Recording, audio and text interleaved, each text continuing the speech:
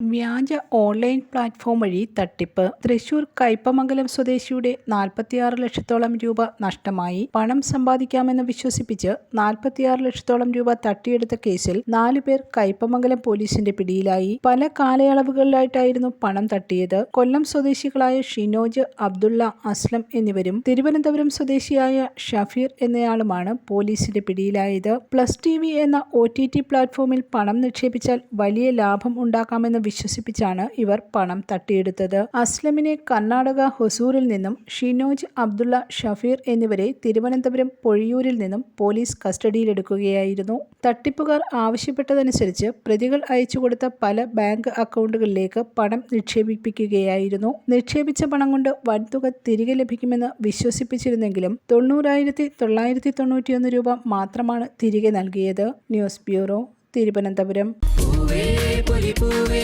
പൊലി പൂവേ പൂവേ പൂവേ പൊലി പൂവേ പൊലി പൂവേ